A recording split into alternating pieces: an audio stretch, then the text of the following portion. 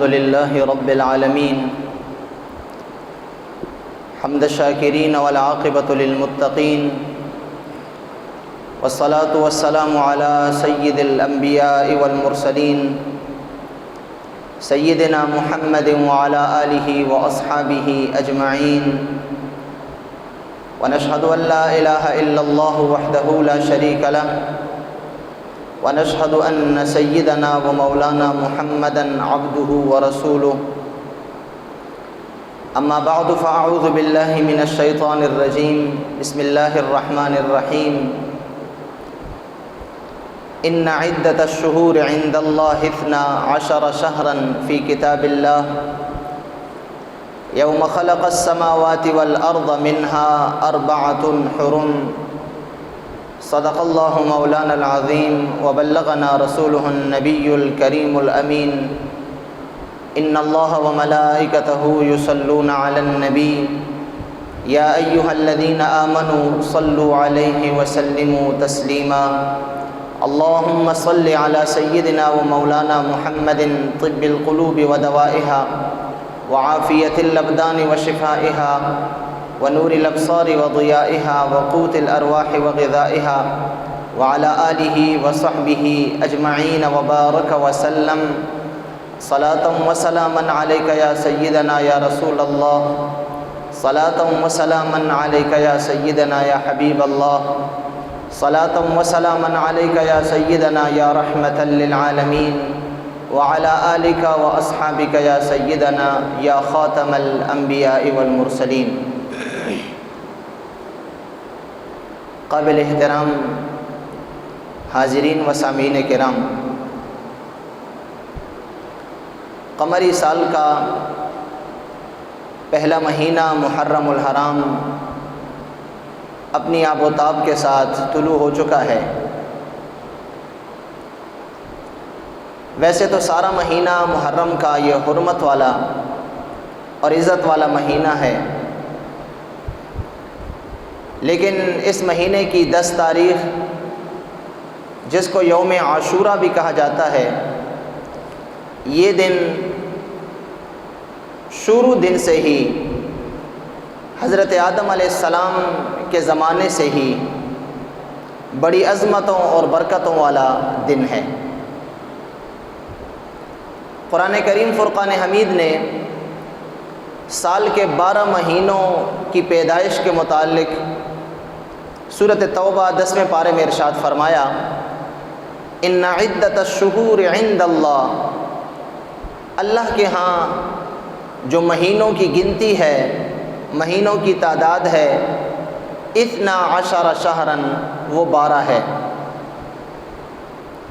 مقصد اس کا یہ ہے کہ اللہ تعالیٰ نے سال میں 12 مہینوں کو پیدا فرمایا ہے، اور 12 مہینوں کے مجموعے کو سال کہا جاتا ہے۔ یوم خلق السماوات والارض، جب سے اللہ نے زمینوں و آسمانوں کو پیدا کیا، اللہ نے زمین اور آسمان کے ساتھ ان 12 مہینوں کو بھی پیدا کیا۔ اللہ نے فرمایا منہا 4 حرم، 12 مہینے اللہ ہی کے پیدا کرتے ہیں، لیکن اللہ نے فرمایا ان میں سے 4 حرم، 4 مہینے وہ حرمت والے مہینے ہیں۔ حرمت کا مطلب عزت ہوتا ہے، یعنی 4 مہینوں کو اللہ کی طرف سے عزت دی گئی ہے، ان 4 مہینوں کی عزت کرنے کا حکم دیا گیا ہے، ان 4 مہینوں کی عزت کا خیال رکھنے کا حکم دیا گیا ہے۔ منہا 4 حرم، ان میں سے ایک مہینہ رجب کا ہے، اور پھر 3 مہینے مسلسل ہیں، ذوالقعدہ، ذوالحجہ اور پھر محرم۔ تو یہ ذوالقعدہ، ذوالحجہ اور محرم کے جو 3 مہینے ہیں یہ مسلسل ہیں، اور ان سے 2 مہینے پہلے، 3 مہینے پہلے جو رجب شریف کا مہینہ ہے، یہ 4تھا مہینہ ہے، حرمت اور عزت والا مہینہ۔ یہاں تک کہ زمانے جاہلیت میں جب آپس میں 2 قوموں کی، 2 خاندانوں کی یا 2 ملکوں کی آپس میں جنگیں ہوا کرتی تھیں، تو اس زمانے میں بھی ان 4 حرمت والے مہینوں کا خیال رکھا جایا کرتا تھا۔ اگر دوران جنگ ان 4 مہینوں میں سے کوئی مہینہ شروع ہو جاتا تو فوراً وہ جنگ کو روک لیتے، اور پھر مہینہ گزرنے کے بعد، وہ حرمت والے مہینے گزرنے کے بعد دوبارہ ان جنگوں کو شروع کر دیا جاتا۔ بلکہ بعض روایات میں یہ بھی آتا ہے کہ ان مہینوں کی عزت اور حرمت زمانے جاہلیت میں بھی اتنی زیادہ تھی کہ اس مہینے میں لوگ آزاد سفر کیا کرتے تھے، انہیں چوروں اور ڈاکوؤں کا خطرہ بھی نہیں ہوا کرتا تھا، اس لیے کہ اس زمانے کے جو چور ڈاکو اور جو بحری قزاق تھے وہ بھی ان مہینوں میں چوری اور ڈاکہ کرنا چھوڑ دیا کرتے تھے۔ تو غرض یہ کہ ان 4 مہینوں کو اللہ تعالیٰ نے حرمت والے مہینے قرار دیا ہے۔ ان 4 مہینوں میں جو آخری مہینہ ہے ذوالحجہ کے بعد وہ ہے محرم الحرام کا مہینہ۔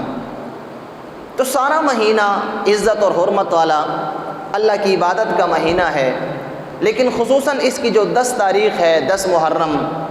عاشورے کا دن جس کو کہا جاتا ہے، عاشورہ یہ 10ویں کو کہا جاتا ہے۔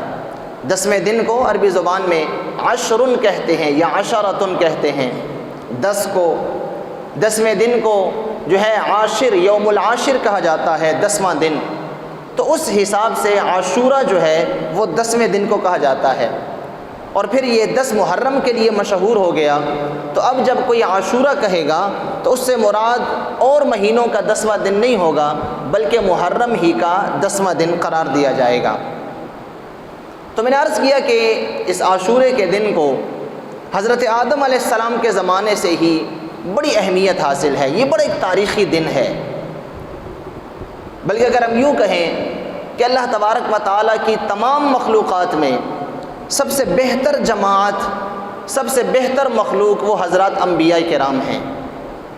اور انبیاء کرام میں سے جتنے جلیل القدر انبیاء، جتنے بڑے بڑے مراتب کے حامل انبیاء، فضیلت کے حامل انبیاء اللہ نے بھیجے، اگر ان انبیاء کی تاریخ کو اور ان کی سیرت کو دیکھا جائے تو 10 محرم یعنی عاشورے کا دن ان کی زندگی میں بڑی اہمیت کا حامل ہے۔ اگر ہم چیدہ جو مشہور انبیاء ہیں اگر ان کی زندگی کو دیکھیں تو حضرت آدم علیہ السلام سے اگر شروع ہوں تو حضرت آدم علیہ السلام جب ان کو جنت سے اتار دیا گیا اور زمین پہ آ کر 300 سال وہ روتے رہے، اللہ کی بارگاہ میں آہ و زاری کرتے رہے۔ 300 سال بعد جب حضور نبی کریم صلی اللہ علیہ وسلم کا وسیلہ انہوں نے اللہ کی بارگاہ میں پیش کیا، جس طرح کہ امام حاکم نے مستدرک میں حضرت عمر سے اس روایت کو نقل کیا ہے، تو حضرت آدم علیہ السلام نے جب نبی آخر الزمان صلی اللہ علیہ وسلم کا وسیلہ اللہ کی بارگاہ میں پیش کیا تو اللہ تعالیٰ نے ان کی توبہ کو قبول فرمایا۔ اب ان کی توبہ جو قبول کی گئی تو وہ عاشورے کا دن تھا، 10 محرم کے دن ان کی توبہ کو قبول کیا گیا۔ تو ہم یوں بھی کہہ سکتے ہیں کہ حضرت آدم علیہ السلام کی زندگی میں بھی یہ عاشورے کا دن ان کے لیے بڑی اہمیت کا حامل دن تھا کہ اس دن اللہ نے ان کی توبہ کو قبول فرمایا۔ پھر روایات میں آتا ہے کہ حضرت نوح علیہ السلام کا زمانہ آیا، جو اللہ کے نبی بھی تھے اور پہلے رسول تھے۔ حضرت نوح علیہ السلام کے زمانے میں جب انہوں نے بد دعا دی تو دنیا میں جتنے بھی اس زمانے میں کافر تھے، نہ ماننے والے تھے، ان پہ سیلاب آیا، پانی کا عذاب آیا اور ان کو پانی میں غرق کر دیا گیا۔ نوح علیہ السلام اپنے چند افراد کہ جو بعض روایات میں آتا ہے کہ 72 افراد تھے، بعض میں آتا ہے کہ 80 افراد تھے، یہ 72 یا 80 افراد کے ساتھ ایک 3 منزلہ کشتی میں سوار تھے۔ بس اس کشتی کے علاوہ جتنے لوگ تھے وہ سب کے سب پانی میں غرق ہو گئے، اور کشتی ہی میں جو 70 72 یا 80 کی تعداد جو افراد نوح علیہ السلام کے ساتھ تھے، یہی انسان اس وقت پوری روئے زمین پر باقی زندہ تھے۔ اب پورے 40 دن نوح علیہ السلام کی زمانے میں یہ سیلاب پانی کا جو ہے وہ جاری رہا، ہر جگہ سے سیلاب، یہاں تک کہ بڑے بڑے پہاڑوں کی چوٹیاں اس زمانے میں پانی میں ڈوب چکی تھیں۔ اس کے بعد حضرت نوح علیہ السلام کو جب حکم ہوا، اللہ کے حکم سے پانی نیچے ہونا شروع ہوا، پانی ختم ہونا شروع ہوا، اور نوح علیہ السلام کی کشتی 40 دن کے بعد، 40 دن پانی میں تیرتی رہی، 40 دن کے بعد جب ایک جودی نامی پہاڑ پہ جا کے رکی اور نوح علیہ السلام اپنے احباب سمیت جب وہ زمین پہ اترے تو وہ بھی عاشورے کا دن تھا۔ عاشورے کے دن حضرت نوح علیہ السلام نے دوبارہ زمین پہ اس عذاب کے بعد قدم رکھا، اس لیے ان کی زندگی میں بھی یہ عاشورے کا دن بڑی اہمیت کا حامل دن تھا کہ جب وہ نیچے خشکی پہ اترے تو اس وقت سب ان کے ماننے والے ہی تھے، کوئی ان کا منکر نہیں تھا۔ اسی طرح اسی تسلسل کو اگر دیکھا جائے آگے آئیں تو حضرت یونس علیہ السلام جب اللہ کے حکم سے ان کو دریا میں پھینکا گیا اور حضرت یونس علیہ السلام کو مچھلی نے نگل لیا، 40 دن تک آپ مچھلی کے پیٹ میں رہے، اور پھر 40 دن کے بعد جب اس مچھلی نے آپ کو اگلا کنارے پہ اور آپ صحیح سلامت باہر دنیا میں دوبارہ تشریف لائے تو وہ بھی عاشورے کا دن تھا۔ اسی طرح اسی تسلسل میں حضرت ابراہیم علیہ السلام کا زمانہ آیا، ساری دنیا سارے لوگ پورا ملک ان کے مخالف تھا، نمرود کے حکم سے ان کو اٹھا کر ایک بہت بڑی آگ میں ڈال دیا گیا۔ آپ کئی دن اس آگ کے اندر رہے، وہ سمجھے کہ شاید اب وہ جل کے خاک ہو گئے ہوں گے، لیکن جب آگ بجھی اور انہوں نے اوپر چڑھ کے دیکھا تو حضرت ابراہیم علیہ السلام جنتی میووں جو ان کے سامنے پڑے ہوئے تھے ان کے درمیان آپ تشریف فرما تھے، اور اندر کا جو ماحول تھا وہ راکھ یا آگ کا نہیں تھا بلکہ وہ ایک بہت بڑا ایک باغیچے کا منظر پیش کر رہا تھا۔ اب ابراہیم علیہ السلام کو اللہ نے نجات دی اور نمرودیوں کو اللہ نے شکست فاش دی، تو یہ بھی عاشورے کا دن تھا۔ اسی طرح اسی تسلسل کو آگے بڑھاتے ہوئے اگر آپ آگے آئیں گے تو حضرت موسیٰ علیہ السلام کا زمانہ جب آیا، موسیٰ علیہ السلام فرعون کے ساتھ جب مقابل ہوئے، موسیٰ علیہ السلام نے اس زمانے میں 6 لاکھ بنی اسرائیل کو وہاں سے مصر سے نکالا اور اللہ کے حکم سے شام کی طرف ہجرت کرنے لگے۔ فرعون بھی ان کے پیچھے ہوا۔ جب آپ بحر قلزم میں پہنچے، اللہ تعالیٰ نے بحر قلزم میں اس سمندر میں اللہ نے ان کے لیے 12 راستے بنا دیے جن پہ گزر کے بنی اسرائیل کے جو 12 قبیلے تھے وہاں سے گزر گئے۔ فرعون جب اپنے لشکر سمیت اس خشک راستوں کی طرف آگے بڑھا، جب وہ عین سمندر کے وسط میں پہنچا، اللہ نے پانی کو حکم دیا، جہاں پہ کھڑا تھا وہیں سے پانی چلنا شروع ہو گیا۔ فرعون بمائے اپنے لاکھوں کے لشکر کے اس پانی میں ڈوب کر ہلاک ہو گیا۔ موسیٰ علیہ السلام کو اللہ نے بہت بڑے ایک آزمائش اور بہت بڑے امتحان سے کامیابی عطا فرمائی۔ یہ اتنی بڑی آزمائش تھی کہ اللہ نے قرآن میں اس کو فرمایا بلاء من ربکم عظیم، یہ تمہارے رب کی طرف سے بہت بڑا امتحان تھا بنی اسرائیل پہ۔ لیکن بنی اسرائیل کو، موسیٰ علیہ السلام کو اللہ نے اس ظالم سے، اس جابر سے نجات عطا کی۔ دوبارہ اقتدار جب ان کے ہاتھ میں آیا جو ان سے کھو چکا تھا تو وہ بھی عاشورے کا دن تھا، 10 محرم کا دن تھا۔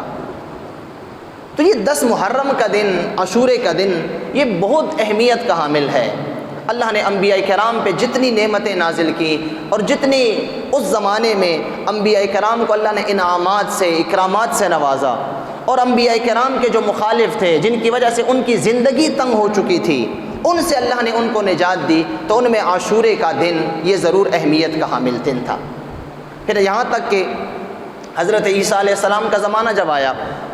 عیسیٰ علیہ السلام کے زمانے میں حضرت عیسیٰ علیہ السلام کو جب یہودیوں نے قتل کرنے کی سازش کی، اور ایک موقع پہ جب وہ حضرت عیسیٰ علیہ السلام کو پکڑنے میں اور اکیلا جو ہے وہ انہوں نے سمجھ لیا اور وہ کامیاب ہونے کے لیے دوڑے، عیسیٰ علیہ السلام کو اللہ تبارک و تعالیٰ نے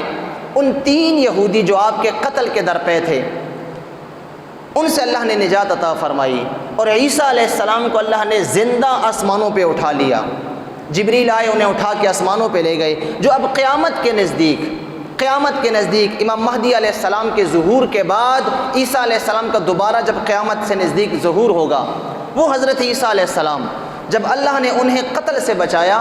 یہودیوں کی سازش سے بچایا اور زندہ آسمانوں پہ اٹھایا، تو وہ بھی روایات میں آتا ہے کہ یہی عاشورے کا دن تھا، 10 محرم کا دن تھا۔ اس لیے یہ 10 محرم کا دن، عاشورے کا دن، یہ بڑی اہمیت کا حامل ہے۔ اور پھر خصوصاً اگر ہم تاریخ اسلام کو دیکھیں تو تاریخ اسلام میں سرکار دو عالم صلی اللہ علیہ وسلم نے عاشورے کے دن کو اتنی اہمیت دی کہ جب رمضان کا روزہ ابھی فرض نہیں ہوا تھا، رمضان کا روزہ ہجرت کے بعد دوسرے سال فرض ہوا، آپ یوں کہہ سکتے ہیں کہ اعلان نبوت کے 14 سال بعد حضور نے اعلان نبوت فرمایا، 14 سال تک رمضان کا روزہ فرض نہیں تھا، 15ویں سال رمضان کا روزہ فرض ہوا، تو یہ 14 سال مسلمانوں کے لیے نبی کریم صلی اللہ علیہ وسلم کے زمانے میں یہ 14 سال یہ عاشورے کا روزہ فرض تھا۔ رمضان سے پہلے تمام مسلمان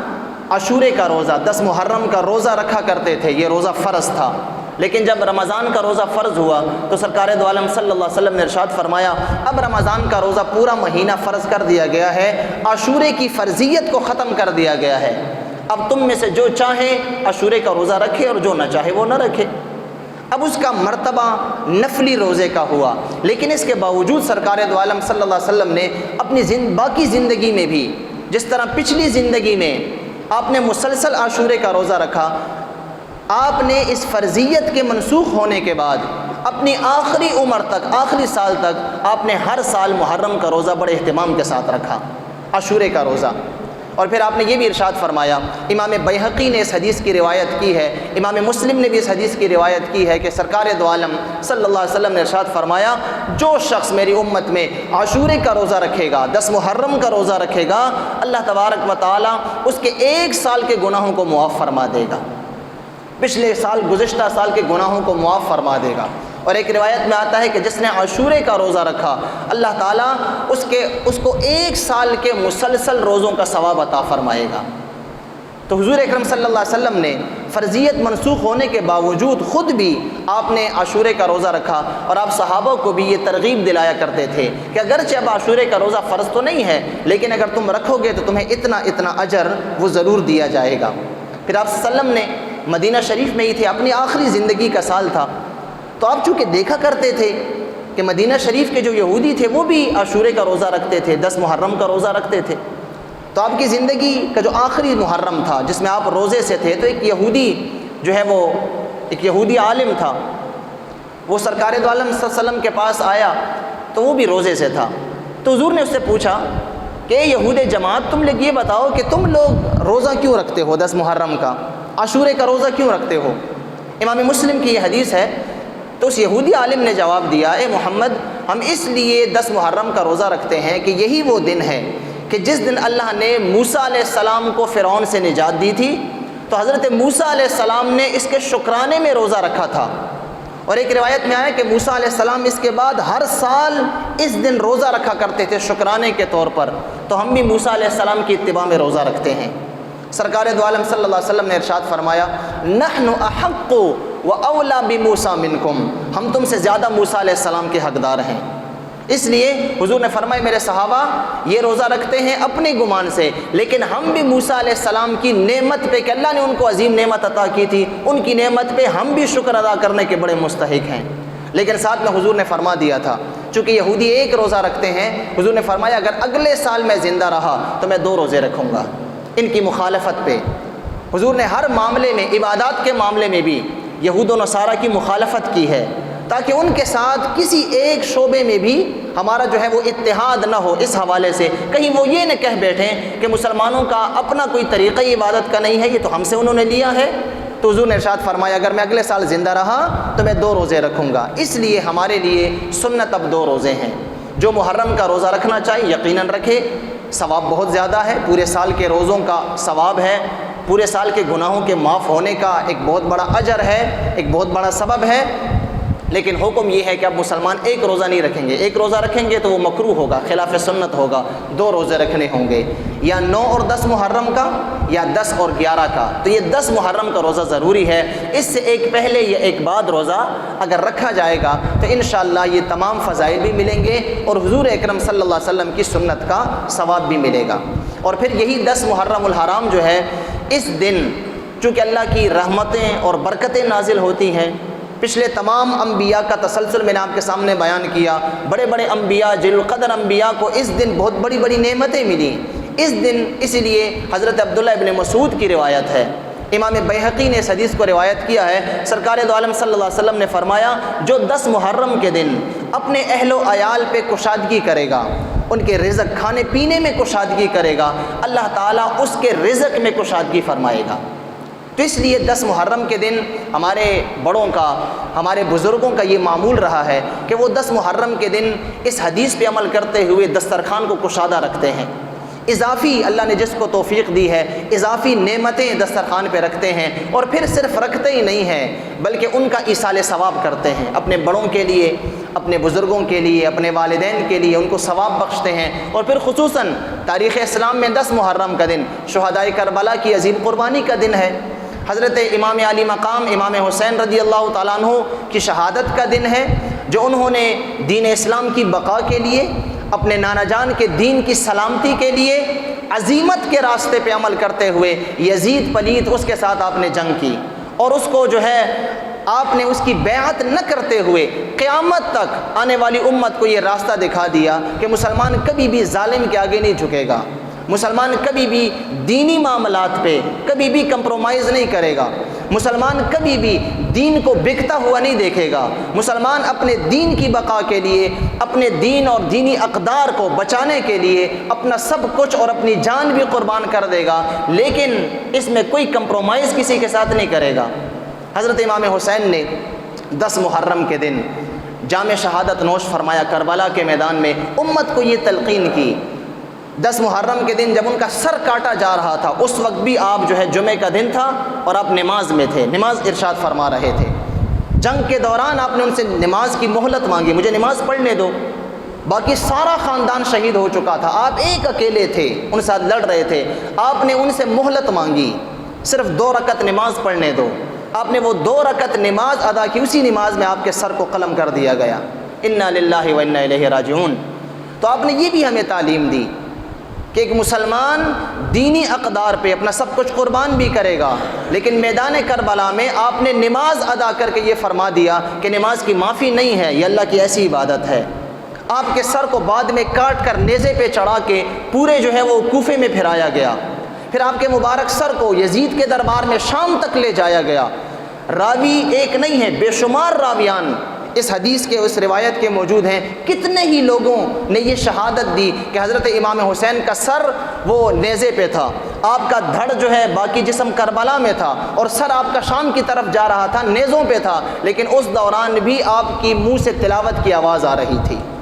کئی صحابہ ہیں جنہوں نے یہ روایت کی، اس زمانے میں جو صحابہ زندہ تھے انہوں نے روایت کی، حضرت خاص کر زید ابن ارقم رضی اللہ تعالیٰ عنہ جو زمانے میں کوفہ میں رہائش پذیر تھے، نہایت ضعیف العمری کی حالت میں تھے، بالکل آپ کے آخری سٹیج تھا۔ آپ نے فرمایا میں نے خود امام حسین کی آواز جو ہے اپنی بالکونی سے، جب وہ نیزہ چل رہا تھا، ان کا سر جب میرے قریب آیا تو میں نے آواز سنی کہ ان میں سے سورۃ کہف کی تلاوت کی آواز آ رہی تھی۔ زید ابن ارقم صحابی ہیں، ان کی یہ روایت ہے، کیونکہ جھوٹے من گھڑت قصے نہیں ہیں۔ تو آپ نے یہ بتا دیا کہ مسلمان کا سر نیزے پہ ہوگا تب بھی وہ تلاوت کرے گا، تو نماز بھی نہیں چھوڑے گا، قرآن کی تلاوت بھی نہیں چھوڑے گا۔ تو جو شخص نماز بھی نہیں چھوڑتا، تلاوت بھی نہیں چھوڑتا، امام حسین نے یہ فرما دیا کہ اب اس پہ عمل بھی کرنا ہے، اور عمل کیا ہے کہ دین کی بقا کے لیے اور دین کی حفاظت اور تحفظ کے لیے اپنا سب کچھ قربان کرنے سے بھی پیچھے نہیں ہٹنا۔ تو اس دن جو ہے وہ ہمارے بزرگوں کا یہ معمول رہا ہے کہ اس دن ویسے بھی وہ دسترخوان کو کشادہ رکھتے ہیں، صدقہ اور خیرات کرتے ہیں، اپنے ہمسایوں میں بانٹتے ہیں، غربا مساکین کو کھلاتے ہیں۔ اللہ نے جس کو جتنی توفیق دی ہے، اپنی توفیق اور اپنی جیب کی اجازت کے مطابق انسان اس دن صدقہ اور خیرات کرے، اور جہاں اپنے بڑوں کو یاد رکھے، اپنے والدین کو یاد رکھے، وہاں دعاؤں میں ضرور شہدائے کربلا کا نام لے کر یہ ایصال ثواب انہیں بھی کرے کہ اللہ تعالیٰ ان کا جو فیض ہے، جو برکت ہے، جس فیض کے طفیل جن کی قربانیوں کی وجہ سے آج ہماری مسجدیں آباد ہیں، جن کی قربانیوں کے طفیل آج قرآن ہمارے سامنے صحیح حالت میں موجود ہے، انہی کی شہدائے کربلا کی قربانی کی بدولت آج ہمیں اسلام کی صحیح اقدار ہم تک پہنچی ہیں، مگر نہ یزید نے تو اسلام کو ختم کر دیا تھا، وہ تو اسلام کو ختم کرنے کے لیے آیا تھا۔ اس لیے یاد رکھیے ان کو ضرور، وہ ہمارے محسنین ہیں، ان کا بہت بڑا احسان ہے۔ اس یہ شہدائے کربلا خصوصاً امام حسین رضی اللہ عنہ کو اپنی دعاؤں میں ضرور یاد رکھیے، ان کے درجات کی بلندی کے لیے دعا کیجیے۔ اللہ تبارک و تعالی ہم سب کو شہدائے کربلا کی سیرت کو اپنانے کی توفیق عطا فرمائے، اہل بیت کی محبت اللہ تعالی ہمارے دلوں میں جانگزیر فرمائے، اور جو قربانیاں انہوں نے دی ہیں، ہمیں درس دیا ہے، اللہ ہمیں بھی اسی طرح قربانی کے لیے ہر وقت ہر موقع پہ تیار رہنے کی توفیق عطا فرمائے۔ وصلی اللہ علی النبی الامی وآلہ وصحبہ اجمعین برحمتک یا ارحم الراحمین۔